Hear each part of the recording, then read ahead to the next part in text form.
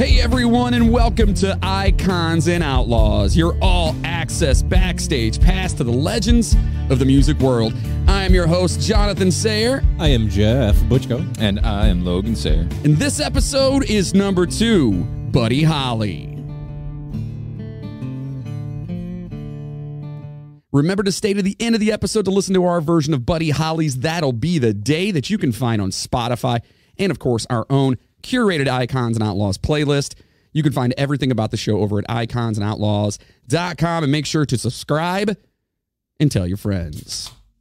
Oh, Jeff, I like it. Yes, sir. what is your first memory of Buddy Holly? Oh, man, I have to go back a little ways, but the plane crash. I remember my mom telling me about it. Okay. Not to spoil things coming ahead. How about you, Logan? I was listening to Weezer, and and that's like the greatest Buddy Holly song ever. Can I get a you suck? Oh, You suck. Thank you. Oh, all right. Well, we're going to be talking about Buddy Holly today, and this is an amazing story because there's going to be some shockers in this for a lot of the listeners out there who may or may not know much about Buddy Holly. It's pretty cool, especially you, young buck. yeah, for sure. But he is also, before our time as well. So it's kind of cool learning about, this is somebody who was an absolute innovator. Okay. So he was born in Lubbock, Texas on September 7th, 1936. That's a long time ago. Yeah. That's I mean, it's really not, but it is, right? it was 100 years ago. Well, think about It's 86 years ago. Yeah. That's something. What is that math? Is that math? 88. Something like that. I don't know. So he would be 88 today if he was still alive. Something like that. Yeah, that's up there, man. Is that math? Well, then wait, how old is Keith Richards? Like 188. So he was born in 1915? Yeah, something like that, yeah.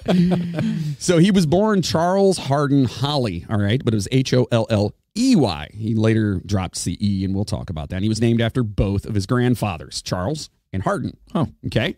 He was the fourth child of Lawrence Odell, L.O. Holley, and Ella Pauline Drake. Oh. Hi, my name's Ella Pauline. I know, elegant names. Yeah. We learned that from the Midnight Train. Yeah, absolutely. All these people back in the old times, they had these Great long names. Yeah. Yeah. Now, today, it's like Bill. Ferguson. No, we've talked about that. Liam. Yeah, you know what I mean? Like, they've got all these, I don't know, everyone's got to stretch out and do whatever. Yeah. So, older siblings were Larry, Travis, and Patricia Lou. Oh. Old Patty Lou. Nicknamed Buddy from a young age, and it stuck with him throughout his life.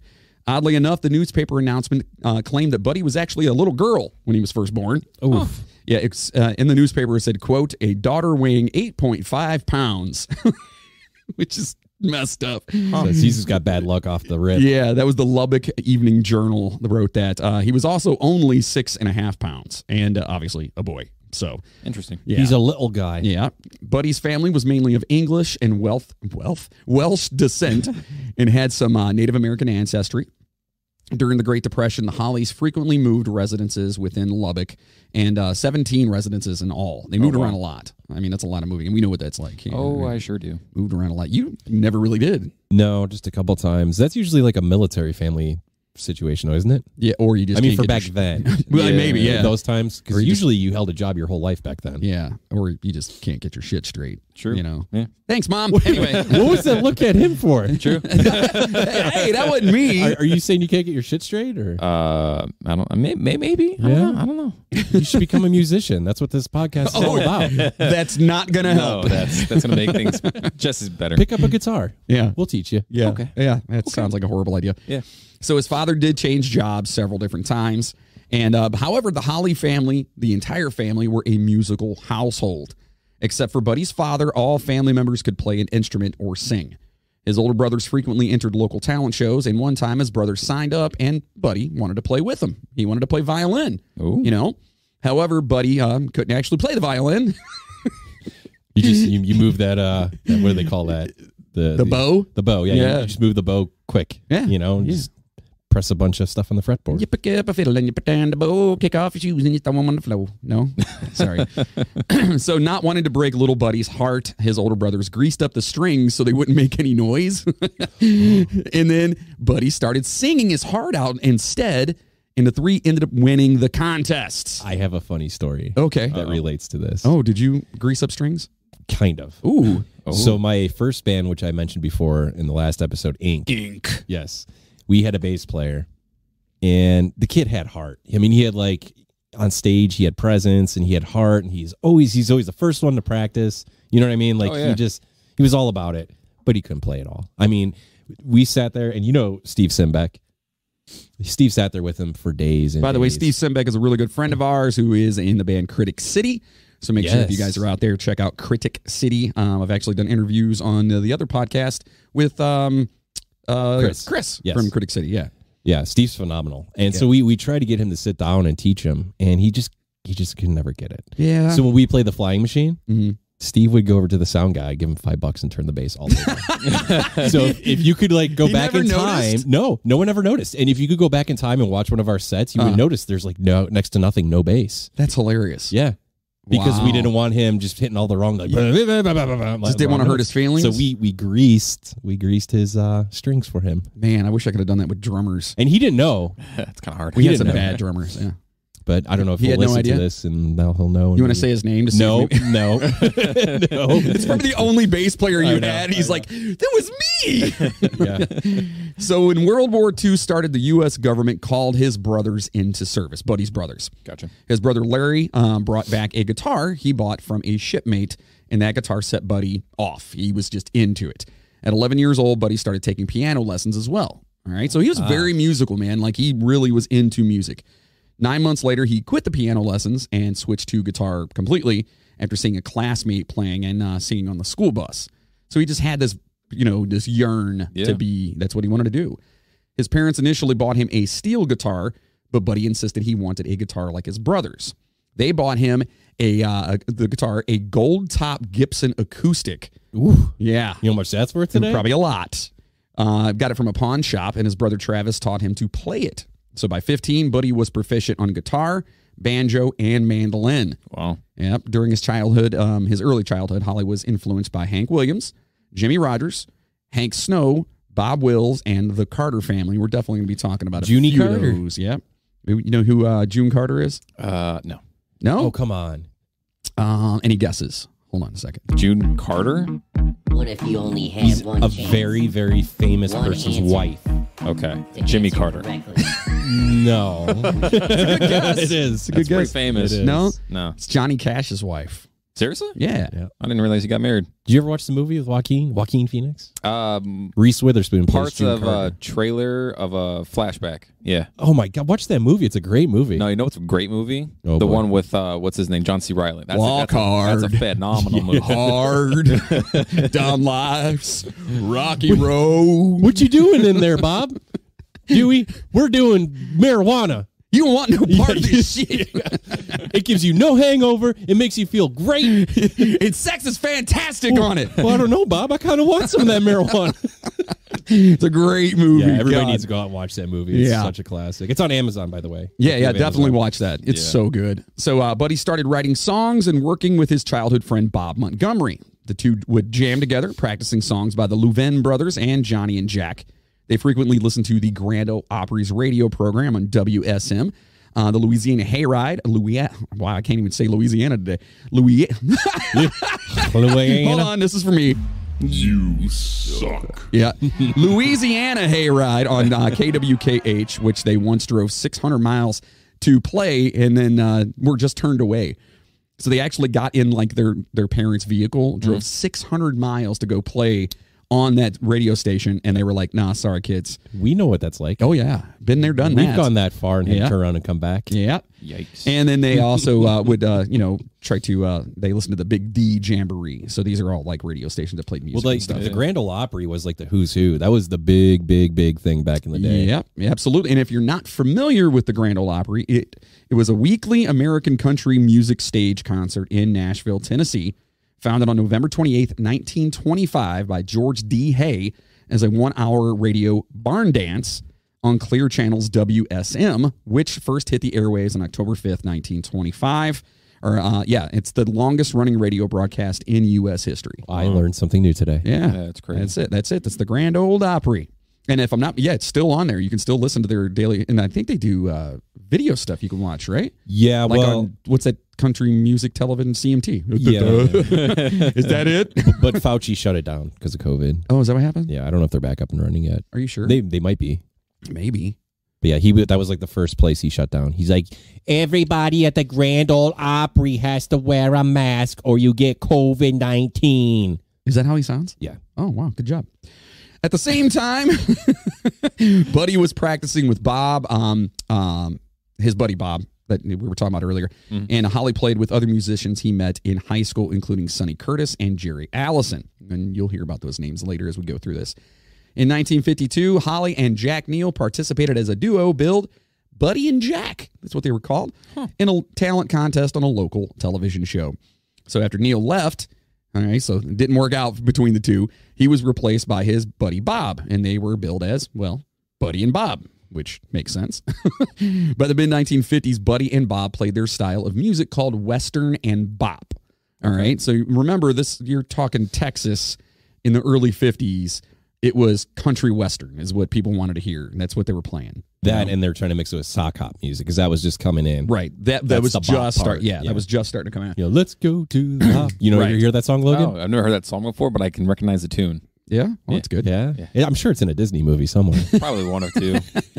Sound of Music, maybe. By the way, totally derailing on this one here, but I watched what is it, the Make It Red or whatever movie? Oh, Flowing Red or whatever it is. Yeah, it's not even about that. I don't know when you were saying it was about Dude, that. It had no. totally. No, there was one little part where the mom was freaking out about it. But anyway, it was a very cute movie. It's on Disney. It's where she turns into a red panda. Okay. It was very cute. Very cute. Very, Cute movie. very young kid movie. Very Do you, rebellious. do you teen. want to talk off air? Do you need Me and you? Do you need to talk? Probably. Yeah. I'm a little worried about you. I need a hug. You're talking about cute pandas on It was Disney. cute. It was cute. Hey, man, red pandas are really cute. The daughter wanted to watch it. That's all. You realize your dad used to front a heavy goth metal band called Heck yeah. Ventana, Yeah. and now he's talking about cute red pandas. I'm on sure one of Disney. his songs was about a cute red panda. Was it? Cute red panda. Oh, that won't sell. So, Buddy was influenced by late night radio stations that played the blues and rhythm and blues. Holley would sit in his car with Sonny Curtis and tune to distant, quote, black radio stations that can only be received at night when bigger stations turned off local transmissions. And from what I read, they would literally like go to the edge of town where like, you know, they could actually get the signal and they'd listen to like this new, what they called black radio at the time, which was like blues and, you know, rhythm R&B and stuff like that. And that's Right. where, and if you listen to his stuff back then, obviously people listen to it now and they're like, oh, that sounds corny or whatever. But he was really trying to like blend the two styles together, you know? We should probably talk about payola too. Payola? Oh yeah. Yeah, you know all about we'll get that. into that. There's Because plenty that of happened a lot in these times. That for stopped. radio play. Yeah, that stopped just right as I was getting signed. Well, streaming killed it. Yeah, absolutely. They killed the drug? What? No, payola. Yeah, Well, we'll peyote. get to it later. That's peyote. Peyote? Not peyote. Oh. Payola. Yeah. Oh. Yeah. We'll talk about it. Okay. So Holley, Buddy then changed his music by blending his earlier country and Western influence, of course, like I said, with R&B. After seeing the legendary and one and only Elvis perform, Buddy decided to pursue his career in music full-time once he graduated high school. So at least he stayed in school. So that's cool. You know, he could have been like, oh, I'm just going to be a rock star, you know. Yeah. And we will do Elvis, by the way, because, I mean, you'll see in a lot of these stories, especially the older ones, how he inspired so many artists. I Right. mean, even like the Beatles, I mean, everybody was just in awe of Elvis. Or when they had interviews back in the day, they'd be like, oh, you know, we just want to be like Elvis. Oh, You yeah. know, oh, we listen to Elvis. But he was different. He kind of had this whole, when everybody was buttoned up shirts and long dresses, he was sick. gyrating and dancing. Yeah, he was. He was. Yeah. But I do have a very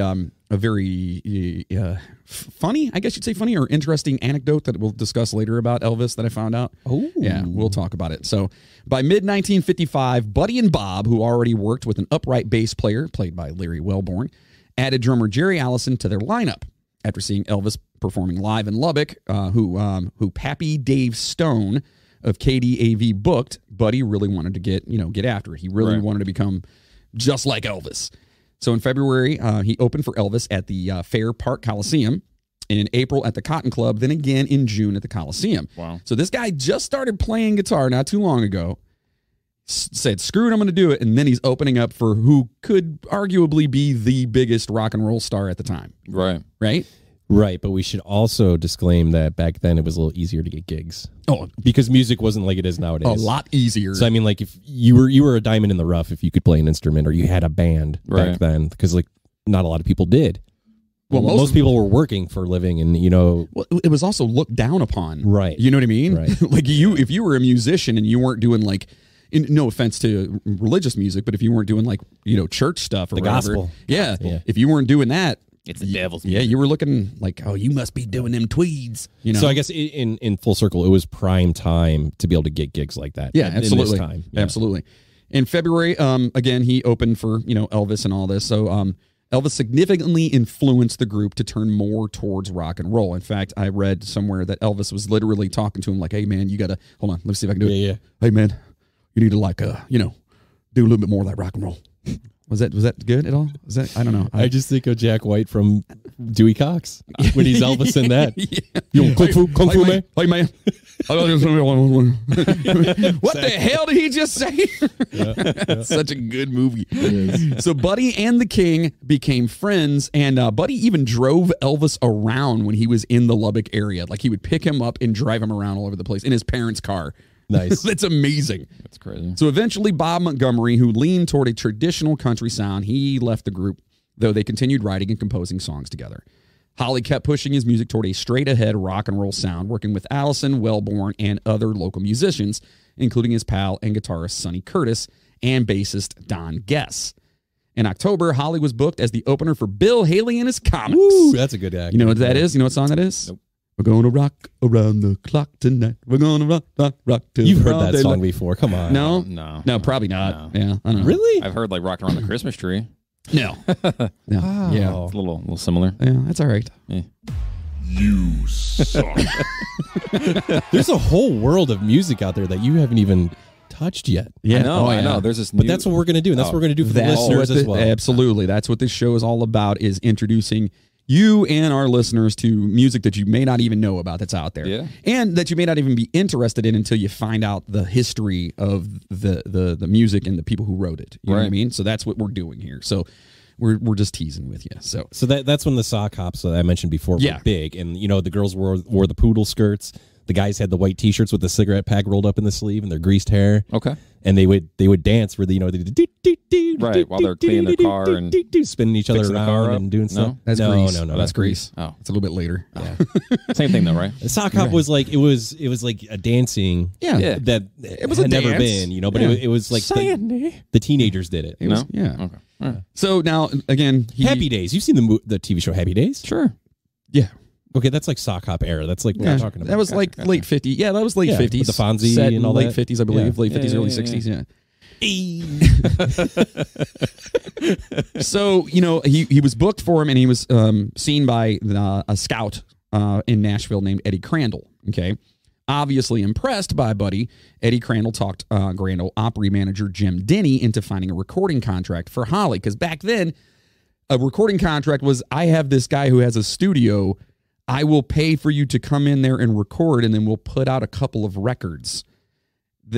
That's what it was. You know what I mean? And Right. then you could possibly get it played on the local radio station, but that's where he's talking payola. Yeah. So like there's some radio stations that would pick it up and just be like, this is also back when you could play whatever you wanted. Right. DJs could just be like, hey, I got this new record from this jazzy cat downtown, right. There was no like not laws, but rules, I guess you'd say, regulations or whatever. They could play whatever they wanted to, but a lot of these guys and these labels as they were coming up, producers, whatnot, if you were a DJ and I really wanted my stuff to be played on there, You'd get you and your Get a little- buddies And the drive on down. splits were terrible Yeah. back then. You Like get a the little artist, scratch. the artist got maybe 10%, and the label took like 80 or 90. I mean, it was. That's crazy. Oh, it we'll was talk about it. atrocious back then. Yeah, we'll definitely talk about it. So Pappy Stone sent Denny a demo tape, which Denny forwarded over to Paul Cohen. Cohen signed the band to Decca Records in February of 1956. So boom, you got a record deal. Nice. All right, February of 1956. In the contract, Decca accidentally misspelled Holley's surname as Holly, no EY. All right. From that point forward, he was known as Buddy Holly with no E. Gotcha. It's the same thing that happened to Axl Rose. He was Axial, and they misprinted his name. Axial. On January 26, 1956, Holley went to his first professional recording session with producer Owen Bradley. He was part of 2 more sessions in Nashville. The producer selected the session musicians and arrangements. Holley became frustrated by his lack of creative control. So again, you signed a contract. This happened a lot. It still does, where you get in there and the producer goes, well, I've got this guy that's going to do this, and it's going to sound like this. All I want you to do is play what I wrote. Okay. Simple. That's what they, you know what I mean? And this guy, Buddy Holly, was a really true, genuine musician, and he wanted to create. So he was like getting, upset about it. So in April of 1956, Decca released Blue Days, Black Nights as a single and Love Me on the B-side. B-sides, by the way, were secondary songs that were sent out with single records. So if, let's just say you decided you wanted to put a single, you got signed. Nice. These guys are like, man, we love you. This one song you have is amazing. Logan and the Moffat Tones. Moffat Tones. No, the Muppet Tones. The Muppet, I don't know, that's taken, I think. Yeah, we'll do Moffat Tones. Moffat? Damn. So they wanted to put out one song because they knew that song was going to be quote unquote a hit, or they thought it would be a hit. Yeah, so did I. So what they would do, instead of leaving the backside blank, they would just put kind of a normal song on the other side of it and send it out. But what seems to tend to happen is that for people who truly love those artists, B-sides are usually the better of the songs, in their opinion. Gotcha. You know what I mean? Because it's like, it's different. It's raw. It's not like, not all the time, but sometimes. It's also kind of like a middle finger to the producers. Yeah. For the artists. So the artists, they go into the studio and like you said, they're telling them to do this, that, and the other. And then at the end of it, the artist is like, oh, this is how I would have done it. Here's a B-side. Boom. You know what I mean? It's kind of like a front to the producer. Gotcha. Yeah. And those songs sometimes wouldn't even get released. Okay. You know what I mean? Or they would wait to release them. Like B-sides and rarities come out. Deftones, B-sides and rarities was amazing. Yeah. And they do like cover songs that they're in the studio together. They jam and record, and it's just sounds like crap. It's not mastered or mixed or anything. Just like rough tracks. Those can be B-sides. So pretty cool. It's fanboy stuff. You know, like if you're really into some group, you can get more. Yeah, it's not necessarily the mainstream stuff that they've already released, Right. So Jim Denny added Holley on tour as the opening act for Farron Young. While on this tour, they were promoted as Buddy Holly and the Two Tones. Decca then called them Buddy Holly and the Three Tunes. The label released Holly's second single, Modern Don Juan, along with You Are My One Desire. Now, have you heard any of those? No. I didn't think so. And to be honest, Jeff probably hasn't either. No, I have not. Exactly. I have not. These were very in the beginning of his career, way back in the late 50s. So it's not exactly, so you'd have to really go down the rabbit hole, which maybe we'll throw those up on our playlist so people can actually just listen to the playlist and hear those songs on there, So unfortunately, neither one of these singles tickled anyone's fancy. On January 22nd, 1957, Decca informed Holley they would not be re-signing him and insisted he could not record the same songs for anyone else for 5 years. That same shit happened to Universal and me. Yeah, exact same thing happened. A couple of classics like Midnight Shift and Rock Around with Ollie V did come out of those Decca sessions, later songs. Gotcha. But nothing issued at that time went anywhere. It looked as though Holley had missed his shot at stardom, right? He had a record deal, the songs didn't really do much, and then they didn't re-sign him. But yeah, that happens a lot. It happened to me with Universal where like they say, well, here you go. You get this opportunity. And we talked about the baloney on the wall. The baloney on the wall. Yep. If it doesn't stick, they don't give you any more money. And then they go, well, yeah, we're not going to sign you or we're going to let you out of your contract, but we're keeping your masters. You cannot release them or re-record them for 5 years. It happens to so many. It used to happen to a lot of people back then because there's a lot of popular ones I'm sure we'll go over time. But I think like Kiss, one of their albums, the record company owns the masters for life. Oh, yeah. There was somebody I was just reading about that another company put their record out. Oh, it was Rehab, the hip-hop rock group, Rehab. Yeah. The song Sitting at a Bar? Yeah. Sitting at a bar on the inside. Yeah, yeah. So they originally released that on, I believe, I can't remember what record label it was, but then they signed over to like Epic Records. and then they went to re-release it, but they couldn't, and then that other company re-released it to throw it out there. Jeez. It's kind of screwed up. Yeah. You know, I don't know the whole ins and outs of it, but yeah, it's pretty messed up. So the really screwed up part is that Universal Records had a huge fire. Oh. And all of their, not all, but a lot of their masters were destroyed, including ours. Of course. So those sessions, like I tried to get a hold of Jeff Tomei to see if I could get him, and he doesn't have them anymore. Yeah. Yeah. So whatever. So Holley was very disappointed, obviously, with his time with Decca. Inspired by Buddy Knox's Party Doll and Jimmy Bowen's I'm Sticking With You, he decided to visit Norman Petty, who produced and promoted both of those successful records. Okay. So at that time, those were successful records. Buddy, Jerry Allison, bassist Joe B. Malden, and rhythm guitarist Nicky Sullivan pulled together and headed to Petty's studio in Clovis, New Mexico.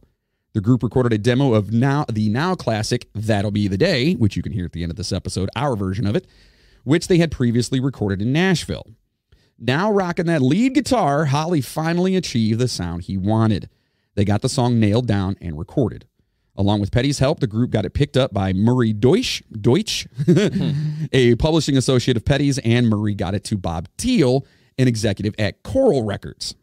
Thiel loved it. Ironically, Coral Records was a subsidiary of Decca Records. Oh, of course. Which was the company that Holley had signed with before. And remember, this was back in the day when this was very small. You know, you didn't have like all these huge corporations worldwide doing all this stuff. Right.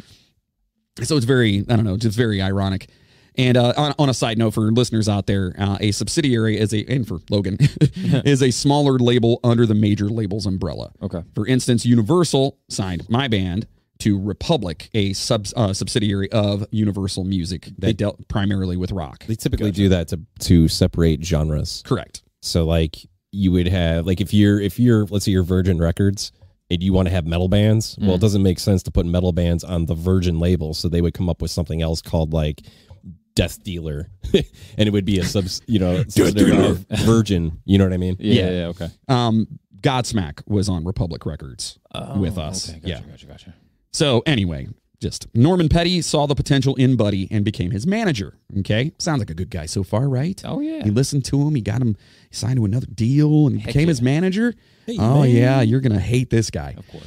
He sent the record to Brunswick Records in New York City. Thiel saw the record as a potential hit, but there were some significant hurdles to overcome before it could be released. According to author Philip Norman, in his book Rave On, Thiel would only get the most reluctant support from his record company.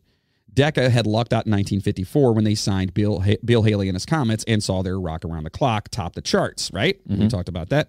Still, very few of those in charge at Decca had a natural feel or appreciation for rock and roll, let alone any idea of where it might be heading or whether the label could or should follow it where it was going. Fools. You know what I mean? Well, yeah, they didn't could only know. see the future. They heard this thing and they're like, well, I don't know if I like this. Damn kids and their loud music. Yeah, I don't know if there's going to be any money. Yeah. Playing your damn records all loud. I'm out here trying to milk cows. Also remember that although Buddy had been dropped by Decca the year before, the contract that Holley signed explicitly forbade him from recording anything he had recorded for them, released or not, for 5 years. Oh wow. Okay, remember that. Yeah. However, Coral was a subsidiary of Decca, and Decca's Nashville office could hold up the release and possibly even haul Holley into court. So even though it's a subsidiary, it's still this area where they're like, no, we own this. You cannot re-release it. Wow. So That'll Be the Day was issued in May of 1957, mainly as an indulgence to Thiel to humor him. The record was put out on the Brunswick label, more of a jazz and R&B label, and credited to the Crickets. The group chose this name to prevent the suits at Decca. Of course, think That's about smart. it. Right. You can't come after me if I'm not putting that record out. That's smart. At least not under my name. Yeah. Yeah. Right. And more importantly, Decca's Nashville office, to keep it from them and from keeping them from finding out that the new release was from the guy they had just dropped. The name Crickets was inspired by a band that Buddy and his group followed called the Spiders. And they initially thought about calling themselves the Beatles with 2 E's. Ooh. Okay. But Buddy said he was afraid people would want to squash them. So they picked the Crickets. Where do you think the Beatles got their name from? I'll just put it this way. The Beatles, huge fans of Buddy Holly. Oh. Yeah, huge. And we'll definitely be doing an episode on them. So Petty also became the group's manager and producer, signing the Crickets. And so not only is he Buddy Holly's, but now he's the Crickets, identified as Allison, Sullivan, and Malden, to a contract. Unfortunately, Holley wasn't listed as a member in the original document to keep his involvement with that. That'll be a day a secret. So in other words, they took Buddy Holly's name wasn't even on there. Wow. Because they didn't want him, to have the DECA come in and try to take him, or take money from him. That's crazy. This ruse would later become the source of severe legal and financial problems for Buddy. Yeah. Yeah, it definitely turns out ugly. The song shot to #1 on the national charts that summer. But of course, Decca knew Holley was in the band by then. So with Teal's persuasion and realizing they had a hit on their hands, the company agreed to release Holley from the 5-year restriction on his old contract. Okay, that was kind of cool. This release left him free to sign any recording contract he wanted. While sorting out the ins and outs of Holley's legal situation, Teal knew that Buddy was far more than a one-hit wonder and that he could potentially write more and different types of hits. Teal was all about him, all right? Okay.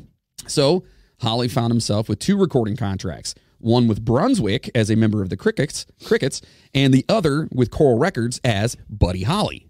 Okay, so he had 2 contracts going on at one time. Wow. Even though technically his name wasn't really on the one, you know what I mean? But he still did. And this is all thanks to Teal's ingenious strategy to get the most out of Buddy and his abilities. By releasing 2 separate bodies of work, the Crickets could keep on rocking while allowing its apparent leader and star to break out on his own. Kind of like the Midnight Train in Icons and Outlaws. Yeah, yes, I guess. Sure. You might have to explain that analogy to me. I'm not real sure on that one. So Petty, whose name seems fitting here as we go through this, acted as their manager and producer. All right. He handed out writing credits at random. Okay. Gifting Nikki Sullivan and Joe B. Malden and himself the co-authorship of the song I'm Gonna Love You Too, while leaving Holley's name off of Peggy Sue. At first, the song titled Peggy Sue was actually, it was named after Buddy's biggest fan. That's why he liked the song. Yeah, it was cool. That was at first. He did it. So Peggy Sue, do you know that song? Peggy Sue, pretty, pretty, pretty, pretty Peggy Sue, my Peggy Sue. You never heard that song? What? No. Oh, Yeah, man. no. You've got some listening to do. Yeah, I guess I You've do. got some listening to do because I absolutely love that song. So, so think about that. That was one of his biggest hits. Yeah, I know. And that guy, not only did he take credits for himself for writing, co-authoring stuff, but then didn't give Buddy Holly any credit. That's so messed up. That is, to be honest, that kind of stuff happens way more often than we I wonder how ever that talk was, about. Well, I guess back then they didn't have it all ironed out, but it wouldn't be legal. I mean, he's a recording artist. He's the vocal credit on that song. Right. But if you've got someone filling out the paperwork, But you still have to acknowledge who it is. not back then. Yeah, I guess not. Yeah, things have changed. Oof. So Petty usually added his own name to the credit line, something that managers and producers who wanted a more significant piece of the pie did back in the 50s. Huh. Yeah. To be somewhat fair, Petty made some suggestions, okay, so which were vital in shaping certain Holly songs. So he had a little bit of info here and there. He'd add some, little like stuff like, hey, maybe do this note instead of that one, or Now, how does that work nowadays? restring your guitar. I don't know. What? How does that work nowadays now? I mean, they just get an album credit. They don't get individual song credits, right? The producers? They can. It just depends on how you get it done. Yeah, you can either do you can either give individual credits for each one, or you can do what we've talked about before with the the word freaking escapes me now. What's it? Points. So you can do you can either do points or you can get like full credits and stuff like that. And points in the back end on stuff, it just depends, And we'll break that down one of these days too. We'll go through that. Maybe we'll do a bonus on that and how the whole recording record project thing works. You mentioned Quincy Jones earlier. Yeah. And he made millions. Oh yeah. Of producing Quincy Michael Jones is and amazing. all kinds of stuff. Absolutely. So, however, he didn't contribute as much as all of his credits allowed us to believe. Okay, so he was giving himself more than he was, due. Right. Some confusion over songwriting was exacerbated by problems stemming from Holly's contracts in 1956. Petty had his own publishing company, Norva Jack Music, weird name, and Buddy signed a contract to publish his new songs. Okay, so and that's a very big thing. Like I have my own publishing company, and you do too now as well, right? Yes. Yeah. You kind of have to do that because as a publisher, you get to keep your publishing rights and your publishing points. So, Okay. Yeah. However, Holley had signed an exclusive agreement with another company the year before to reduce his profile as a songwriter until a settlement could be made with Petty and convince the other publisher that they weren't losing too much in any compensation. Buddy copyrighted many of his new songs under the pseudonym Charles Hardin. All right. Okay. And again, Charles Hardin is the name of his two grandfathers. That's his actual real name, Right. is Charles Hardin. So the dual recording contracts allowed Holley to record a crazy amount of songs during his short-lived 18 months of fame. Keep that in mind during this entire thing. 18 months. Meanwhile, his band, billed as Buddy Holly and the Crickets, became one of the top attractions of the time. Okay. Holley was the frontman, singing lead and playing lead guitar, which was unusual, like Jeff said, for the era and writing or co-writing many of the songs, okay? But the Crickets were also a great band, creating a big and exciting sound, which is unfortunately lost to history, aside from some live recordings from their 1958 British tour. But from what I've read everywhere, they were like explosive on stage, when back then you just kind of stood there Right. and just played your instrument. Yeah. I've They seen a were lot of like videos like that. energetic and like getting into it. Now, getting into it, I don't mean like, they're not doing whirlwinds on stage because, you know what I mean? You know what I mean? Buddy Holly flipping his guitar around. Oh, you know what I mean? Your kids were gonna love Yes. this. Yeah, exactly. Yeah, it's more like that. You know how he Yeah. was kind of acting with that? It was like kind of that era. Right. Where he was like starting to just, I don't know, they were he wanted to put on a show. Right. I mean, And that's it's all just, thanks to Elvis, by the way, because like you said, he started pretty much that. yeah, whole- it gave him that, like, if he can do it, So Allison was a drummer ahead of his time and contributed to the songwriting more often than his colleagues, and Joe B. Malden and Nikki Sullivan provided a solid rhythm section. Good for him. Absolutely. That's pretty rare for back then. Yeah, it's, telling you, man, going through this, and I've always known who Buddy Holly was. I was always a fan of his music. And then I'm going through, and as I'm doing the research, I'm like, oh my God, this guy, like, he is the icon. So I'm glad we're actually doing his episode number 2 here. So the group relied on originals for their singles, making them unique and years ahead of their time, okay, where most people were doing covers. Right. In 1957, 1958, songwriting wasn't considered a skill essential to a career in rock and roll. The music business was still limping along the lines it had followed since the 1920s. Songwriting was a specialized profession set on the publishing side of the industry and not connected to performing and recording. So in other words, you had a songwriter and then you had the musician. Okay. And then the songwriter would write the song for this guy, and then this guy would go out and perform it. Gotcha. Okay? That's just how it was. That's how Taylor Swift. But no, she wrote her own stuff. Yeah, sure. It's all her stuff. I'm pretty sure it was a middle-aged man in Montana in the cabin that wrote all of those hits. Right. A performer might write a song, or even more rarely, like Duke Ellington, like It Don't Mean a Thing. You know that song? It don't mean a thing if that you one. ain't got that swing. Yeah, okay. You can count composition among his key talents. However, this was generally left to the expert songwriters. Okay. Gotcha. Any rock and roller wanting to write songs would also have to get past the image of Elvis. He was set to become a millionaire at the age of 22. Wow. However, he never wrote his songs. And the few songwriting credits he had resulted from business arrangements rather than writing anything. I'm not surprised by that. I was shocked, to be Really? honest. Yes. I don't know. Yeah. He doesn't strike me as a type. He never did. He's a performer. He's a decent guitar He's player. an entertainer. Yeah. You know what I mean? I don't see him being like the brains behind musical structure at all. Yeah. No, I didn't. I guess I kind of did. And then when I read that, I was like, wow. Yeah. Do you think he's still alive? Oh man, that's. Well, let me ask you this. He'd obviously be like extremely old right now. So let's just say he's probably gone now. But do you think at some point in time he faked his own death or like went into a witness protection thing? Yeah. Because people were just insane Yeah. around him? Yeah. I mean, people say Michael Jackson's still alive. Tupac? Yeah. I mean, there's a definitely lot alive. of like famous artists that people claim and they swear that they're still alive. They just went into like a witness protection thing and because they can't handle all the fame and the paparazzi Yeah. and the pressure and everything. That sounds like a good bonus episode. It We does. should go through that in one of these days and see who we're talking about. By the way, we are if you guys didn't get a chance to listen to, or if you haven't signed up for our Patreon yet, please do so because the behind the scenes in Patreon episodes are awesome. Our bonus episodes are great. We just did one where we talked about the top 10 songs in the U.S. As per Spotify, and boy, oh boy, was that fun! And I took a challenge on. Yeah. Yeah, last You week. finally did Taylor Swift. No. We had one song that we all were shocked by called Pushing P. No, it's Push and P. Push and P. Yeah. So I did my own version. Oh, Push and P? It's pushing the P, like piss, like pushing the piss. So you're going to hear that on the bonus today. So you guys want to get on Patreon because you're not going to want to miss that jam. It's really good. Can I ask a question real quick, and we'll get back to talking about Buddy Holly here? Does it have anything to do with you passing stones? No, I didn't think about that. I didn't. That's a good one though. Is that your mantra for when you get older to have to pee? Yeah, pushing the pee. Okay. Yeah. Okay. This guy, I'm telling you, like so many kidney stones. We were on tour, had to stop at a hospital. I'm up to probably 15 in my life now. Yeah, that I've had. Yeah. So Buddy Holly and the Crickets changed the whole dynamic that was going on seriously by hitting #1 with a song they had written and then reaching the top 10 with originals like Oh Boy and Peggy Sue. They were regularly charging up the charts based on their songwriting. This ability wasn't appreciated by the public at the time and wouldn't even be noticed widely until the 70s.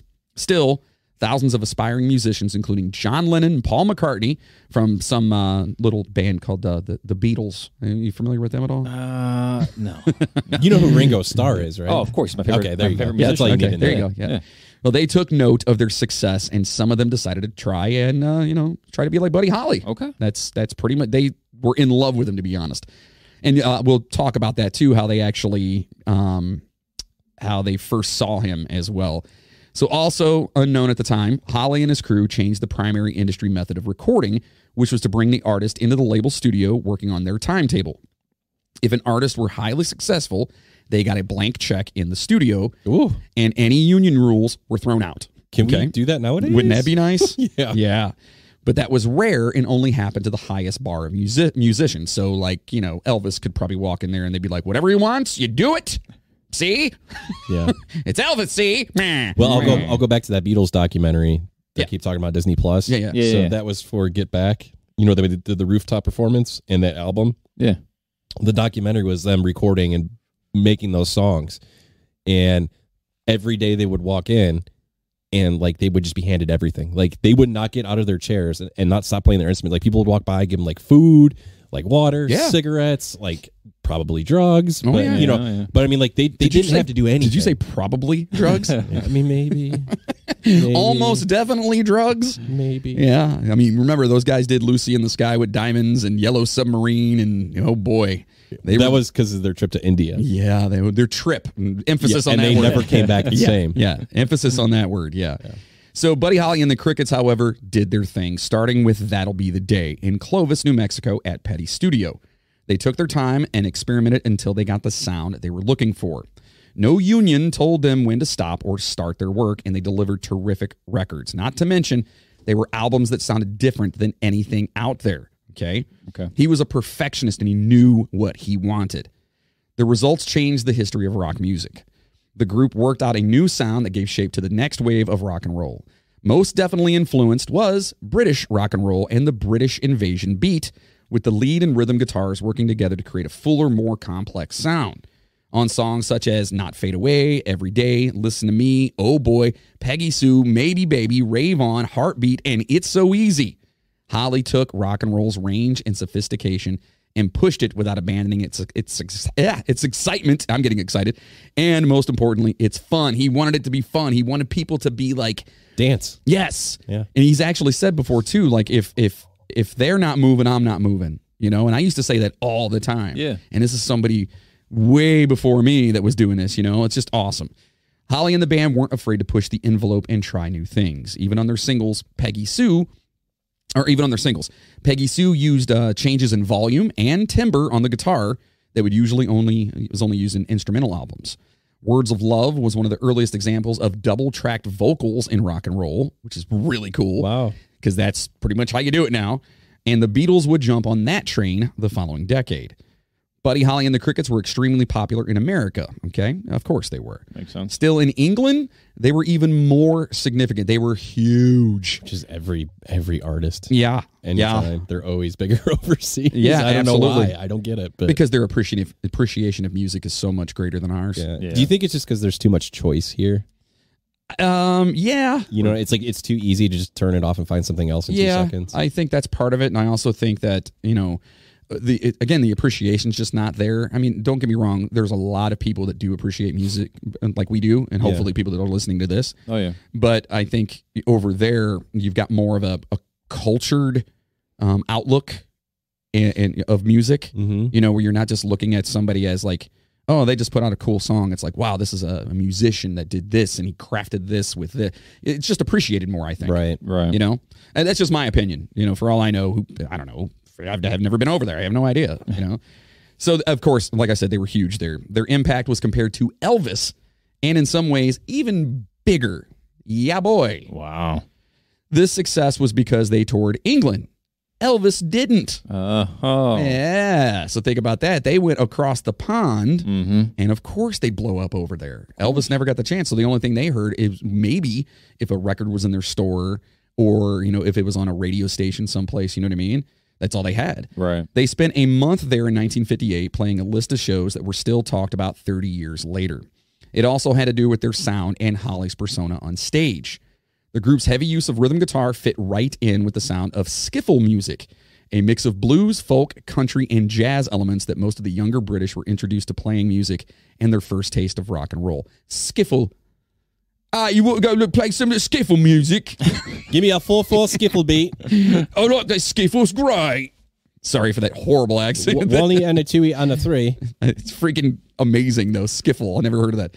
So he was tall, skinny, and wore glasses, right? Okay. Yeah, he had the black Coke rim bottle glasses with the tape in the middle, right? Yeah. Well, I don't think he had tape in the middle. I think that was. I thought that's where that came from. Yeah, I think like he was like one of the first popular iconic people that wore those glasses. Right. Well, he just looked like an ordinary guy that was good at music, right? Yeah.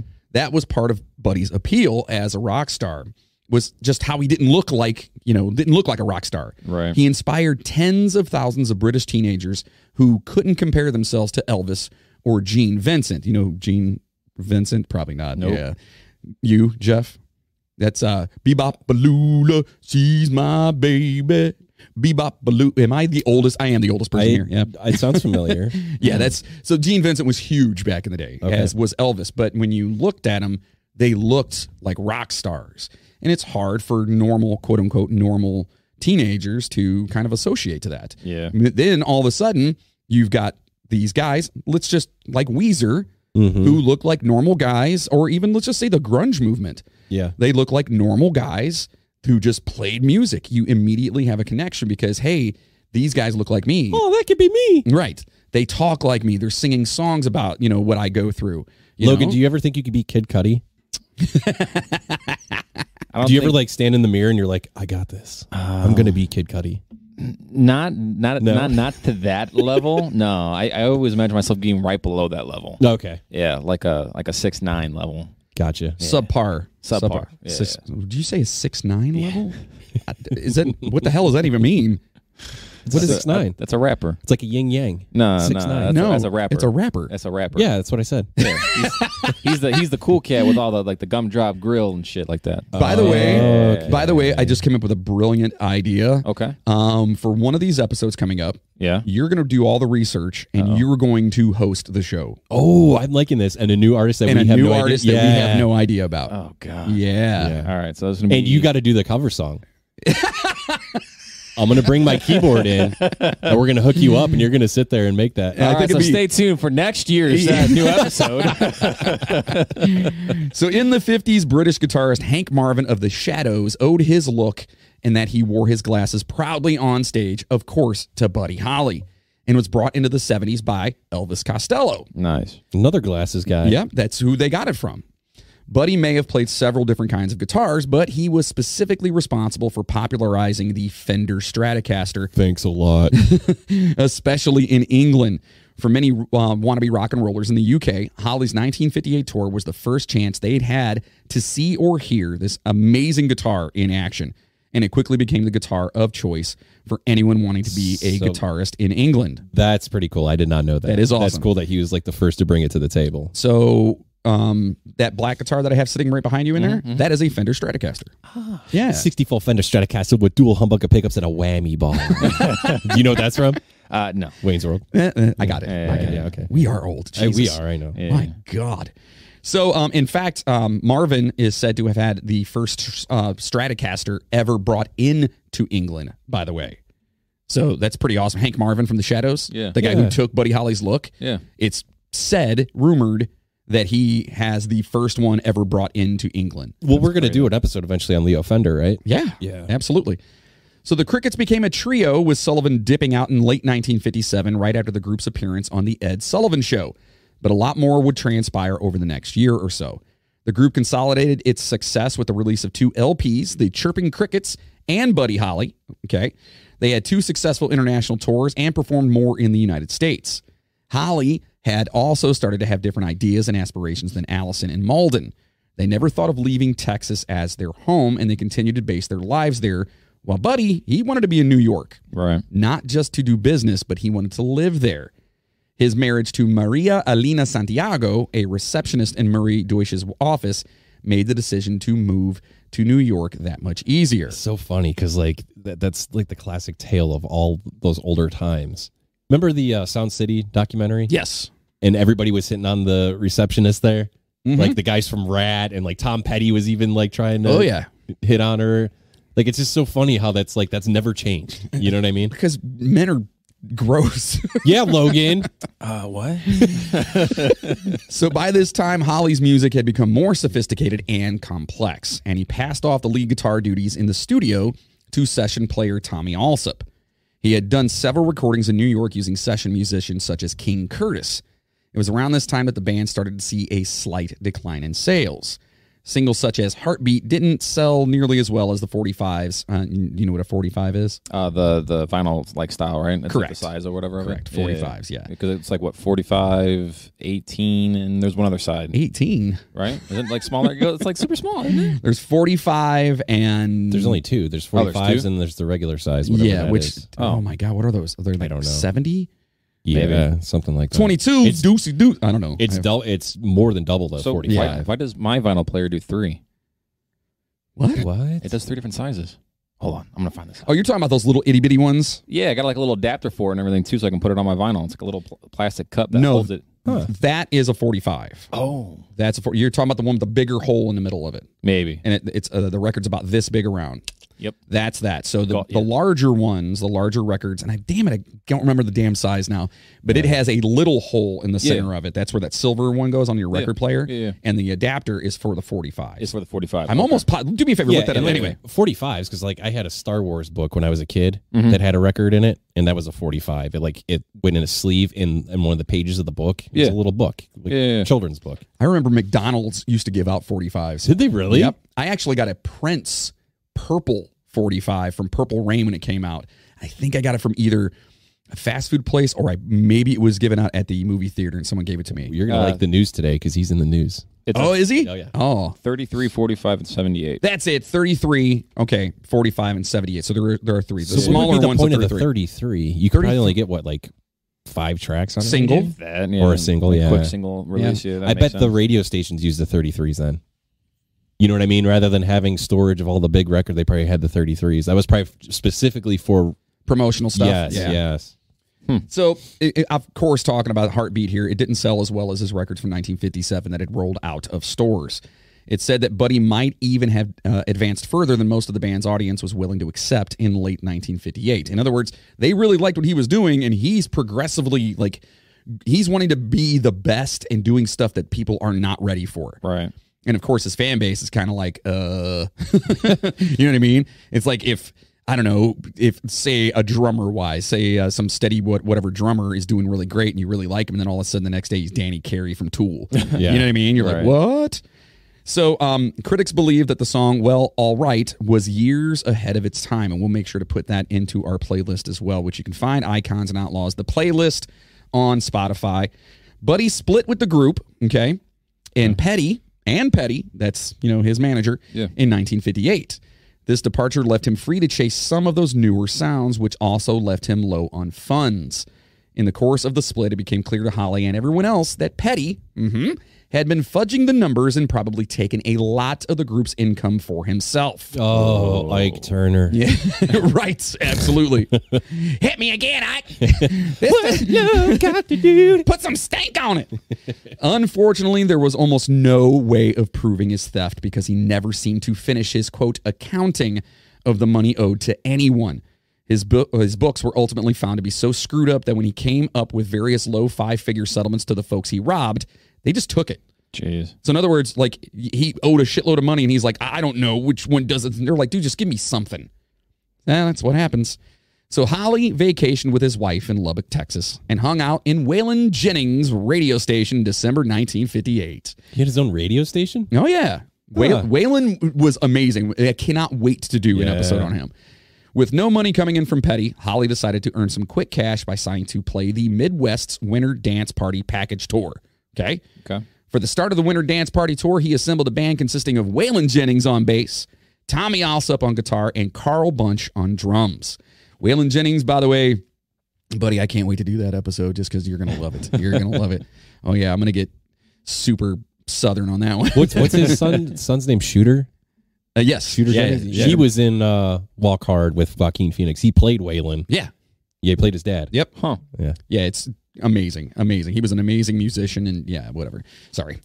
So Jennings stayed at Holley's apartment by Washington Square Park on the days before a meeting scheduled at the headquarters of the General Artists Corporation, the folks who actually organized this Winter Dance Party Tour. Okay. Right.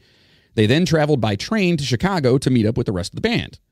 The Winter Dance Party Tour began in Milwaukee, Wisconsin on January 23rd. That's Milwaukee. Thank you. I'm sorry, that's Algonquin for the good land. Thank you. On January 23rd, 1959. The amount of travel involved created problems because whoever booked the tour, and we've talked about this before, whoever booked the tour did not consider the distance between the venues. Oh, man. On top of these scheduling conflicts, their unheated tour buses broke down twice in the freezing weather. In addition, Holley's drummer Carl Bunch was hospitalized for frostbite on his toes while on the bus. Wow. That's rough. Yes. Man. That's rough. So Buddy obviously was looking for different transportation. He didn't want to take the bus anymore. So Buddy, which is an awesome little story here, Buddy actually sat in on the drums for local bands while Richie Valens played drums for Buddy. I did not know that. That's amazing. I know they toured together, but I didn't know he played drums for him. Because Richie was on the same. Yeah. Do you know who Richie Valens is? That sounds super familiar, but I don't know. La la la bamba. Oh, okay. Or O'Donna. O'Donna. Nah, I know La Bamba. Well, Yeah. that sounded all creepy. What's a creepy song? Yeah, it is. You I just, had a girl. There she is right What's her there. name? I stare at her all day. Yeah, so they were on the tour together, and they would fill in for each other, dude. That's so awesome. That's not uncommon, though. No. I mean, a lot of bands have done that Yeah. over time, but it's still cool. It's still knowing that these two amazing... They were probably the first ones to do that. Maybe, yeah. So on February 2nd, before their appearance in Clear Lake, Iowa, Holley chartered a 4-seat Beechcraft Bonanza airplane for Jennings, Alsop, and himself. Beautiful plane. From Dwyer Flying Service in Mason City, Iowa for $108. Okay? It's not bad. It's expensive, but it's not bad.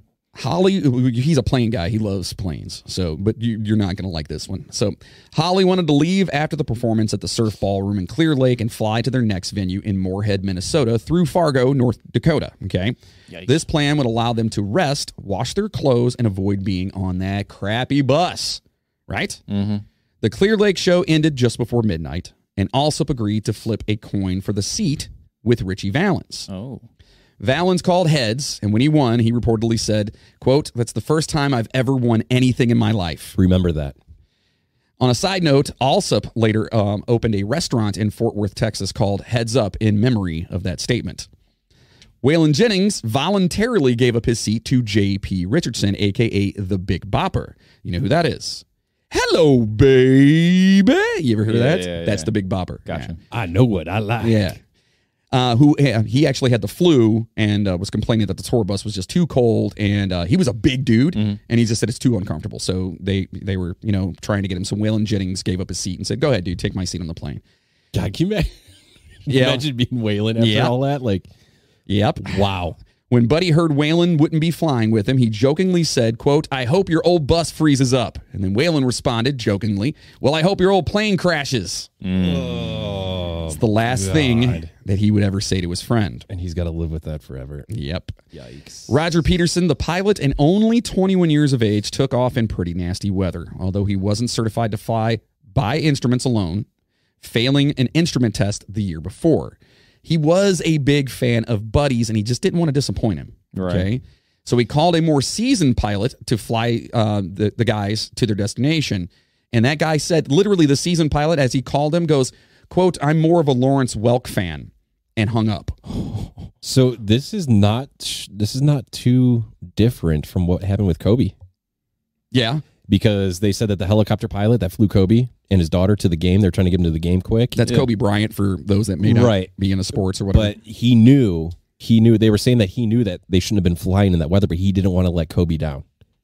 So, I mean, you could put yourself in those person's shoes. Like if you got a star, like a huge iconic star in front of you, let's say like Johnny Cash comes up to you, Logan, he's like, "Hey Logan, I need you to drive me to Walmart." You're going to be like, yes. First you're going to be like, "Holy shit, it's the ghost of Johnny Cash." You want to go to Walmart? What do you want to go to Walmart, Johnny, you lost some weight there, bud. Yeah. They roll back prices, Logan. Yeah, but need to get there. Valid point though. Like if you're young, you're 21, you're looking at this guy who's a rock star, and he's asking you to like, "Hey man, I really need to get there. Can we do this?" Yeah. So sadly, shortly after 12:55 a.m.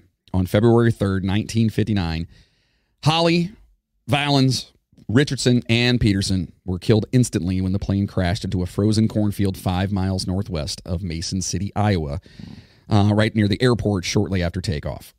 Buddy was in the front next to the pilot. He loved flying and had actually been taking flying lessons. The three musicians were ejected from the plane upon impact, suffering severe head and chest injuries. Holley was only 22 years old. Oof. Jeez. Holley's funeral was held on February 7th, 1959 at the Tabernacle Baptist Church in Lubbock, Texas. It was officiated by Ben D. Johnson, who married Buddy and his wife just months earlier. Jerry Allison, Joe B. Malden, Nikki Sullivan, Bob Montgomery, and Sonny Curtis were pallbearers. Some sources say that Phil Everly, one half of the Everly brothers, was also a pallbearer, but he said at one time that he attended the funeral but was not actually a pallbearer. So it was just like a little rumor that was out there. Gotcha. In addition, Waylon Jennings was unable to participate because of his commitment to the still touring winter dance party. So the tour continued. Jeez. Buddy Holley's body was buried in the city of Lubbock Cemetery in the city's eastern part. His headstone has the correct spelling of his last name. That's Holley. And a carving of his Fender Stratocaster guitar is on it. Oh, that's cool. Yeah. I didn't know that. His wife, Mary Alina, had to see the first reports of her husband's death on TV. She claimed she suffered a miscarriage the following day. Oh. Think about this. They didn't call her. She heard about it from TV. Oh. Well, that was Richie Valens' brother, if you watch that movie. Yeah. Remember, he's working on his bike, and it's on the radio? He heard it on the radio. In the garage? Yeah. Yeah. Holley's mother, who heard the news on the radio in Lubbock, Texas, screamed and collapsed. Because of Alina's miscarriage, the authorities implemented a policy against announcing victims' names until the families were informed. So at least something positive came out of that. You know what I mean? So much negative, you know. As a result, Mary did not attend the funeral and has never visited the gravesite. She later told the Avalanche Journal, quote, "In a way, I blame myself. I was not feeling well when he left. I was 2 weeks pregnant, and I wanted Buddy to stay with me. But he had scheduled that tour. It was the only time I wasn't with him, and I blame myself because I know that if I only had gone along, Buddy never would have gotten into that airplane." And these poor people got to live with this stuff for their whole lives. It's rough. You know? That's crazy. The accident wasn't considered a significant piece of news at the time, although sad. Most news outlets were run by out-of-touch older men and didn't think rock and roll was anything more than to be exploited to sell newspapers or grab viewing audiences. That's the devil's music. Yep. However, Buddy here, was clean-cut and scandal-free, and with the news of his recent marriage, the story contained more misery than other music stars of the period. I mean, think about it. Like, this is like, he is the quintessential clean-cut good boy that's playing music that just got married, and then he and other, you know what I mean? Other musicians. I mean, it's horrible. For the teens of the time, it was their first glimpse of a public tragedy like this, and the news was heartbreaking. Radio station DJs were also traumatized. The accident and sudden way it happened, along with Buddy and Valens' being just 22 and 17, but Richie Valens was only 17 years of age. Wow. Yeah. It made it even worse, obviously. They were young, too young. Yeah. Hank Williams Sr. had died at 29, and we'll be doing an episode coming up with old Hank. Can't wait for that. But he was a drug user and a heavy drinker, okay, causing some people to believe his young death was inevitable, like he caused it himself. Right. And we will definitely discuss that in that episode. The blues guitarist Johnny Ace had just recently passed away in 1954 while backstage at a show.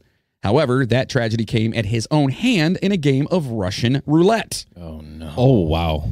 Yeah. Never heard of that? Oh, yeah. Holly's death was different, almost like just personal to the public. Buddy left behind dozens of unfinished recordings, solo transcriptions of his new compositions, informal jam sessions with bandmates, and tapes with songs intended for other musicians, more and more B-sides. Buddy recorded his last 6 original songs in his apartment in late 1958 and were his most recent recordings. In June 1959, Coral Records overdubbed 2 of the songs with backing vocals by Ray Charles singers, the Ray Charles singers, that's his backup singers. Ray Charles, you know who Ray Charles is? Yeah. Okay. And hired guns to emulate the cricket sound. Since his death, the finished tracks became the first singles. Peggy Sue Got Married, Crying, Waiting, and Hoping. So those are the 2 singles. Okay. The new release was a success, and the fans and industry wanted more. As a result, all 6 songs were included in the Buddy Holly Story Volume 2 in 1960 using the other Holly demos and the same studio personnel. So they put out more of these tracks that he already recorded. Gotcha. The demand for Buddy's records was amazing, and Holly had recorded so many tracks that his record label could release new Holly albums, and singles for the next 10 years. Wow. There was another person that died recently within the last 5 Prince. years. Is it Prince? Prince. That has a big catalog? I just remember I went to Paisley Park. Yes. And he's got so much music that I think it's like for the next 10 years or 15 years, something like that, he could do like music. Like he could put out a new record like every day, basically. Wow. It wasn't like, I don't know if it was Michael Jackson or somebody's. There was somebody else too that's a big name. It might have been. A lot. Like I know Prince for sure. But you should have seen his house, dude. He had like 3 studios, or maybe, I think maybe even more. It might have been 4. But like his studios were like, I mean, legit pro studios, and he would just spend all day in there. Oh, sure. All day. Why wouldn't you? Yeah. Yeah. Oh, I would. That'd be a dream come true for Yeah. me. If I had the freaking, if I could afford it, I'd be Yeah. in there, man. I'd even put a little time clock on the outside by the door and punch in and punch out. You know. Yeah. So Norman Petty, remember that guy? The guy that was stealing money from everybody? Mm-hmm. The alleged swindler? He produced most of these new songs using unreleased studio masters, alternative takes, audition tapes, and even amateur recordings. A few from 1954 that were recorded with low-quality vocals on them. The final Buddy Holly album, Giant, was released in 1969 with the single Love is Strange taking the lead. These posthumous records did well in the U.S., but actually freaking charted in England. Wow. You're talking, what, 10 years after his death? Yeah. They charted in England after the fact. This is like inspiring me. I think we should make a record that we put away to be distributed after our wills. After we're dead? Yeah. Why? So no one can listen to him then, too? Yeah. But I mean, wouldn't that be cool? Right? I mean, yeah, it would.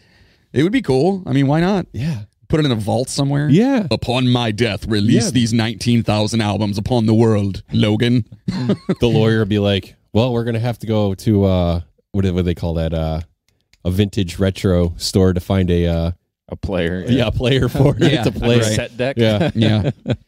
So new recordings of his music, like the Rolling Stones rendition of Not Fade Away and the Beatles renditions of Words of Love, kept Buddy's name and music in the hearts and ears of a new generation of listeners. In the United States, the struggle was a little more challenging. The rock and roll wave was constantly morphing with new sounds, bands, listeners, and just people continuously emerging, and the general public gradually forgot about Buddy Holly and his short-lived legacy. 18 months, and he did all that. That's insane.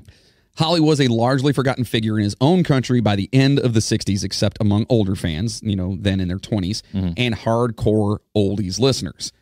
Things began to shift toward the end of the 60s with the start of the oldies boom. Holly's music was, of course, a part of this movement. But as people listened, they also learned about the man behind the music. Even the highly respected rock magazine Rolling Stone went out of its way to remind people who Buddy Holly was.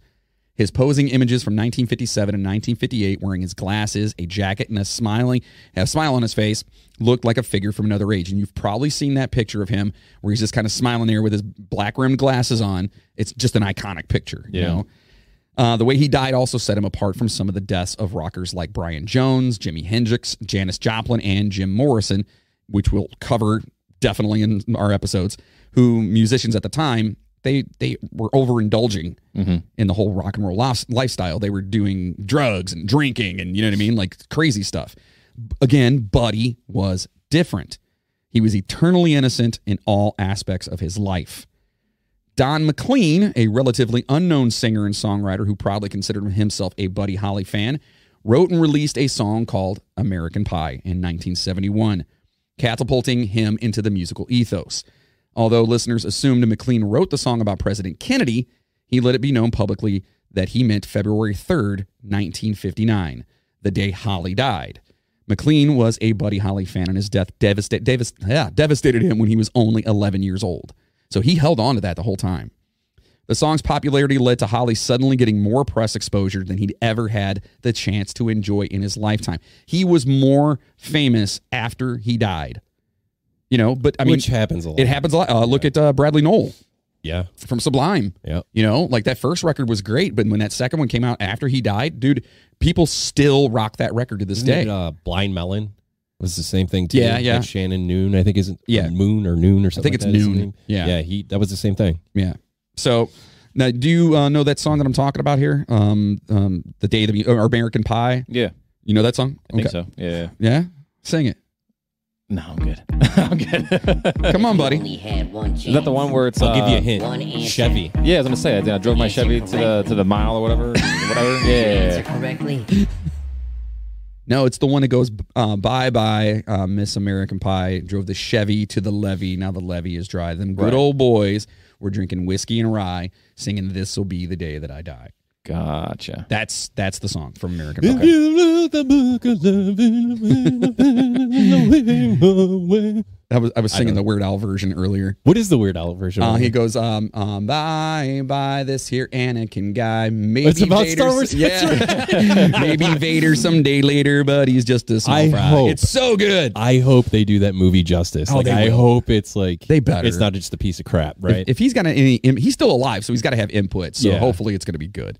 Love me some Weird Al. Cannot wait to do that one. That's a good one. Yeah. What are we going to cover?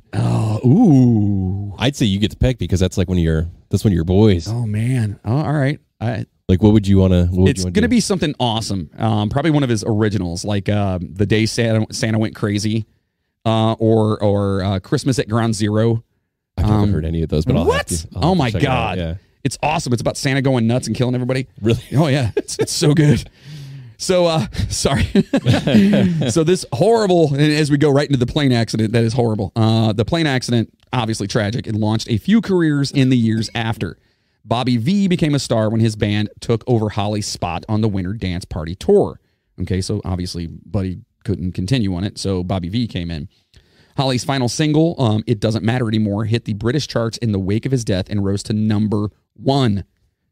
Posthumously, you know what I mean? That's insane. Yeah, that's insanity. 2 years. Well, I guess it's kind of the same thing with going on with the Foo Fighters right now, you know, which we will talk about later. 2 years after the event, producer Joe Meek and singer Mike Berry got together to make Tribute to Buddy Holly, a memorial single. But unfortunately, rumor has it that Meek never entirely got over Holly's death, and he unfortunately killed himself on the anniversary of the plane accident. Yeah. That's a Chester Chris Cornell thing. Yeah, lots of misery involved in this whole thing. So the Rock and Roll Hall of Fame included Holly among its first class in 1986. Upon his induction, the Hall of Fame basked about the large quantity of material he produced during his short musical career, saying, quote, he made a major and lasting impact on popular music, calling him an innovator for writing his own material, experimenting with double tracking, and using orchestration. So before anyone else was doing this in the rock and roll world, you know what I mean? He was also revered for having, quote, pioneered and popularized the use of two guitars, bass, and drums by rock bands, which is a standard now. So every rhythm guitarist in the world right now needs to be kissing Buddy Holly's ass. Oh, yeah. Because you wouldn't have a job if it weren't for him. Absolutely, 100%. He was also inducted into the Songwriters Hall of Fame in 1986, saying his contributions, quote, changed the face of rock and roll. Along with Petty, you know, that guy, Holley developed techniques like overdubbing and reverb and other innovative instrumentation. As a result, according to the Songwriters Hall of Fame, Holley became, quote, one of the most influential pioneers of rock and roll, who had a, quote, lasting influence on genre performance of the 1960s. I'm telling you, you musicians out there right now, especially guitarists, you owe him a great debt of gratitude. Yeah, man. He sounds like he was a hands-on guy in the studio. Like he wasn't just there to record songs. He was there to tweak, and he was using all kinds. Yeah, like if you listen to it, you got to go back and listen to it. Like again, we'll throw it on the playlist so everyone can get a chance to kind of hear some of these other songs. Yeah, they're just amazing. Here's something awesome. Paul McCartney of the Beatles bought the rights. Spirit animal. I love Paul McCartney, man. He's amazing. Well, he bought the rights to Buddy Holly's entire song catalog in July 1st of 1976. Yeah, he probably did it with a suitcase too. He's probably like, "Hey, mate," slams on the table. It's mine. How much? Oh, I've got that in my back pocket. He also bought. Didn't he buy? Or no, Michael Jackson bought the Beatles. Yeah, and then he sold it back, right? Maybe, I don't know. I thought that was. I think so. We'll discuss that in Michael Jackson. We'll definitely talk about that. So Lubbock, Texas's Walk of Fame has a statue honoring Buddy of him rocking his Fender guitar, which Grant Speed sculpted in 1980. There are also other memorials to Buddy Holly, including a street named in his honor and the Buddy Holly Center, which contains a museum of memorabilia and a fine arts gallery. Oh, so I just want to mention something here real quick too, just for Buddy Holly. Like the Fender Stratocaster is the ultimate basic guitar body shape of. When you think of a guitar, let's say you went on to Google and you wanted to get a clip art of a guitar, right? Every guitar silhouette, I mean, it's going to look like a Strat. Fender Stratocaster is like the most basic looking guitar, like, and it's just crazy. It's mind blowing me. I never knew that he was the first. He was the guy. Yeah, like that's crazy. Yeah, wow. So this the center is actually located on Crickets Avenue, which is one street east of Buddy Holly Avenue. I think that's kind of cool. Yeah. There was a musical about Buddy. It was Buddy, the Buddy Holly Story, a, quote, pioneering jukebox musical which worked his familiar hits into a narrative. It debuted in the West End in 1989 in Texas. It ran until 2008, where it also appeared on Broadway, as well as in Australia and Germany, not to mention touring companies in the UK and the United States. Wow. So he actually had his own, like, ongoing musical about him. In 1994, Buddy Holly became a massive hit from the band... Beatles. Weezer. There it is. Oh, you were about to get the button. Oh, man. Paying homage to the fallen rocker and is still played on the radio and whenever MTV decides to play videos on one of their side stations. Again, in 94, Holly's style also showed up in Quentin Tarantino's abstract and groundbreaking film Pulp Fiction, which featured one and only Steve Buscemi playing a waiter impersonating Buddy Holly. Oh, God. Remember that? Steve Buscemi, he's amazing. Love it. He was talking about the milkshake. Yeah. In 1997, Buddy received the Lifetime Achievement Award from the National Academy of Recording Arts and Sciences. He was inducted into the Iowa Rock and Roll Hall of Fame in 2000 as well. In 2010, Grant Speed's statue of Buddy and his guitar was taken down for repairs, and construction of a new Walk of Fame began. On May 9th, 2011, the city of Lubbock held a ribbon-cutting ceremony for the Buddy and Maria Elena Holly Plaza, the new home of the statue and the Walk of Fame. The same year, on what would be Buddy's 75th birthday, a star with his name was placed on the Hollywood Walk of Fame. Wow. I mean, it's too bad it took like 40 years for everybody to really appreciate and figure this out. It sucks. At least they did. Yeah. You know what I mean? It's better than it just going to the wayside. Right. Now, there were a lot of tribute stuff that went on, too. So there were 2 tribute albums released in 2011. Ver Forecast's Listen to Me on Buddy Holly featuring Stevie Nicks. Oh. Okay. Okay. Brian Wilson. And your buddy, Ringo Starr. Hey, Yeah. Ringo. Brian Wilson's from the Beach Boys. I was about to say, did you shake your head at Brian Wilson? I don't know who that is. Oh, God, I can't wait to do the Beach Boys. A Beach Boy. Oh. You don't know I don't know the Beach Boys. Okay. Yeah, I love the Beach Boys. I don't All right. know anybody by name, but yeah, I love the Beach Boys. You have no idea about the Beach Boys. Dude, the harmonies? No. No, I'm not even talking the music. I'm talking all the scandal and shit behind Charlie it. Manson? Charles Manson. Yeah. Oh, dude. Cannot wait to do that. Yeah, there's one. some crazy Yeah. stuff. Oh, wow. So along with these amazing musicians, there were 13 other artists, and Fantasy Concord's other album, Rave on Buddy Holly, which had tracks from Paul McCartney, Patti Smith, the Black Keys, and Nick Lowe, among others. Pat Denizio of the Smithereens released his own Holly tribute album in 2009. Universal released True Love Ways, an album where original Holley recordings were overdubbed by the Royal Philharmonic Orchestra in 2018. Wow. Just in time for Christmas, which I'd never heard of and I kind of want to check out now. Yeah. That album debuted at number 10 on the UK charts in 2018. Wow. He's still killing it over there.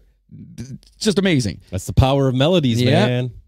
Groundbreaking was held on April 20th, 2017 to construct a new performing arts center in Lubbock, Texas, dubbed the Buddy Holly Hall of Performing Arts and Scientists.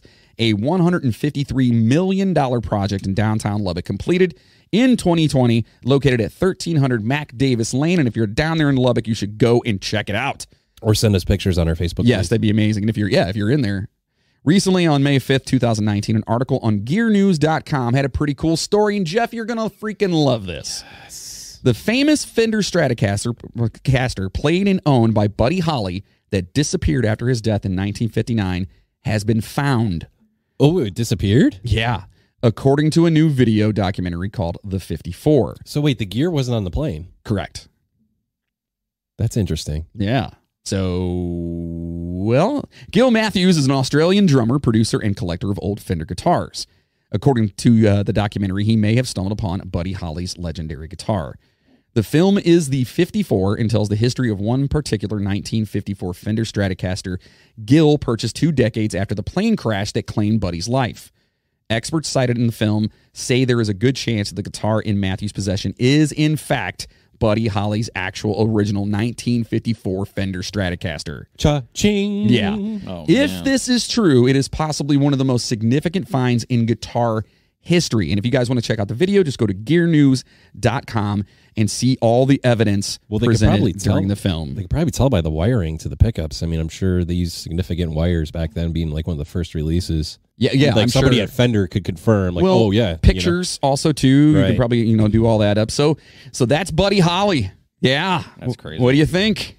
That's amazing. I'm amazed, man. Like, I didn't know. I mean, I knew a little bit of, but I didn't know about the guitar. I didn't know about like all this other stuff, man. And like that he was like a hands-on guy. Yep. That's so cool. I He would have was- never known. He was an innovator, and I mean, definitely, of course, as always true with the ones that died too young, died way too young, but accomplished more in 18 months in the music industry than most people will ever do in their entire lives. And you know what I mean? still doing it. This week in music news. All right.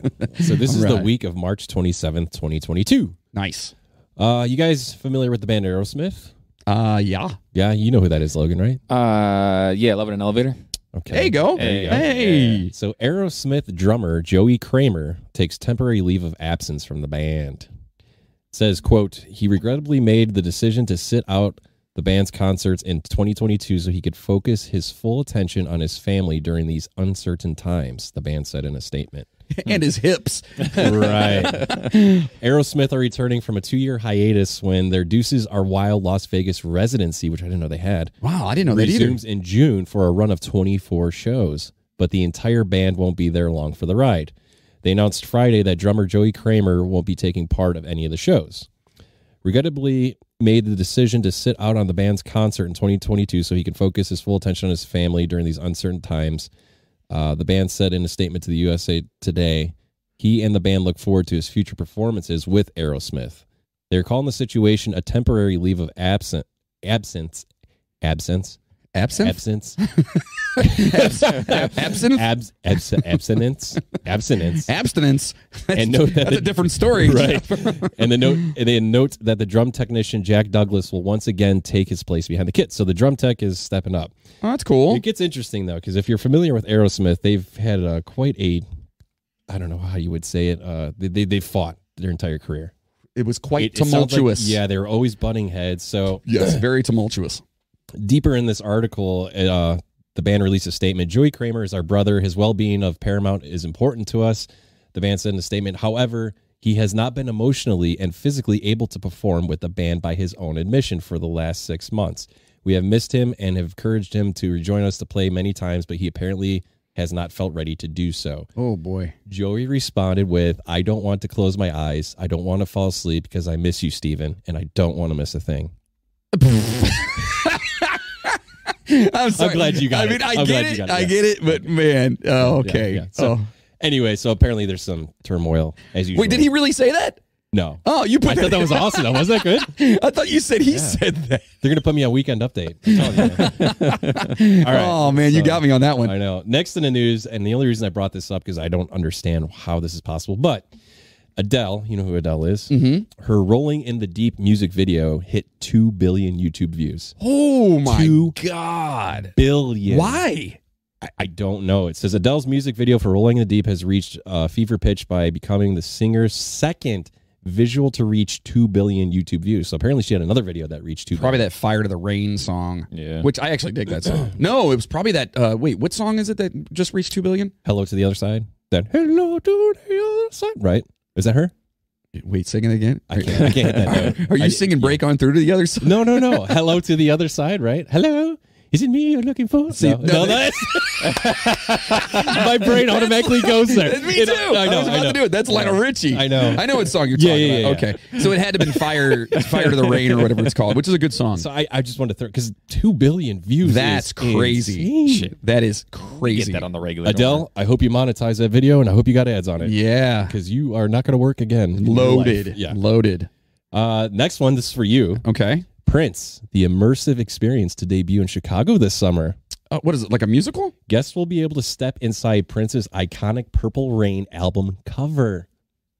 Presented by Superfly in partnership with Prince's estate, the interactive experience will boast 10 multi-dimensional spaces that will bring the late musical innovator's creative evolution, activism, and sound to life, including the artwork for one of his most influential albums, Purple Rain. Quote, you're going to be able to step into Purple Rain album cover, Superfly co-founder Carrie Black tells Rolling Stone, where you can get a photo up on the motorcycle, but we're also doing a full build out of the entire street scene. So you could basically redo the cover of Purple Rain. That's crazy. Yeah, they're I going to love set up it. like a whole set That's awesome. Yeah, Where's it's this pretty where's it gonna be at? in Chicago. Oh, I might have to go to Chicago. Chicago. I might have to go to Chicago. I just thought that was interesting. It's like, well, why? Yeah. But I guess that's cool. I guess people will do it, right? Yeah, absolutely. You know? Absolutely.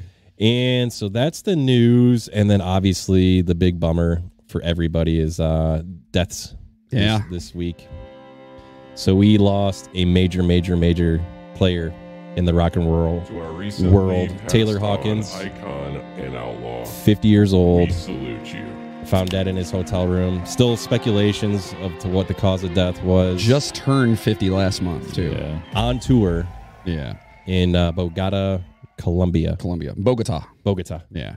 Yeah. And right now there's just speculation as far as we know, as far as his death. Apparently they said that his heart was like expanded way too big. I get, they found opioids, heroin, Yeah. marijuana. And this so- is also somebody that struggled with addiction for a very long time. He almost died from heroin. 2001. Yeah. Yep. Wow. 2001 he almost So died. it's terrible, man. He was a one of a kind, and we'll be going over him when we do the Foo Fighters, but yeah, you can only imagine what Dave is going through. You can only imagine what the band is going through, his family. Like, Yeah, our hearts That go out to sucks, man. the family and friends for sure, and anyone that had any kind of relationship, and the fans. To be honest, everyone that was a fan of the Foo Fighters and Taylor's. so I want to do just a little tribute to him. We're going to take a minute and 26 seconds of our time, and I'm going to show you one of the best solos he's ever done here.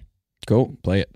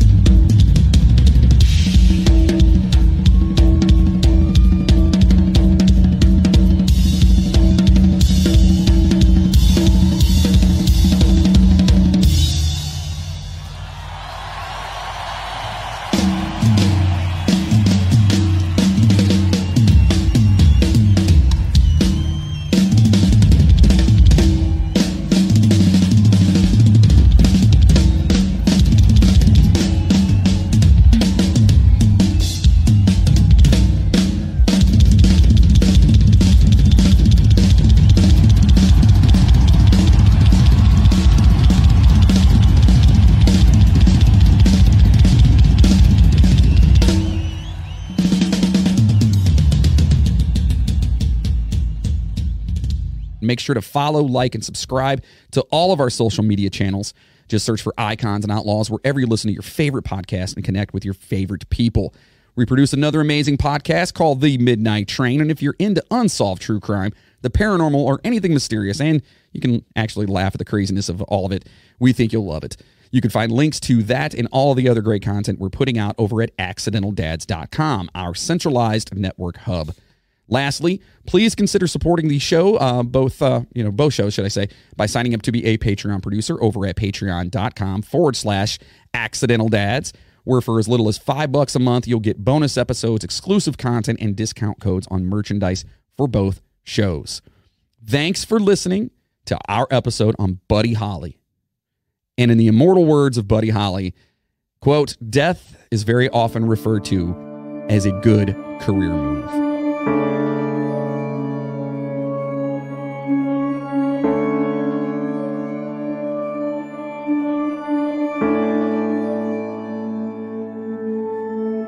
That'll be the day when you say goodbye. That'll be the day when you make me cry and say you're gonna leave. You know it's a lie. That'll be the day when I die. All your loving and your turtle doving, all your hugs and kisses and your money too. You know you love me, baby. Still you tell me, baby, that someday, well, I'll be through. That'll be the day when you say goodbye. That'll be the day when you make me cry and say you're gonna leave. You know it's a lie. That'll be the day when I die.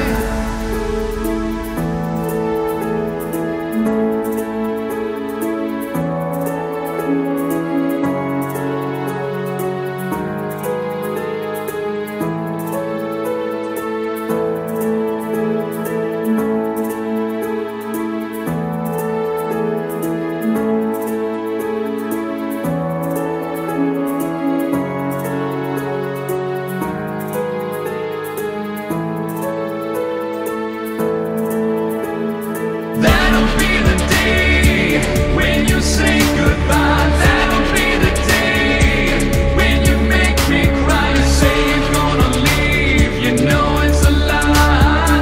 That'll be the day when I die. You the shot his dart, he shot it at your heart. So if we ever part, then I'll leave you. You sit and you hold me, and you tell me boldly that someday, well, I'll be through. That'll be the day when you say goodbye. That'll be the day when you make me cry and say you're gonna leave. You know it's a lie. That'll be the day when I die. That'll be the day when you make me cry and say you're gonna leave. You know it's a lie. That'll be the day when I die.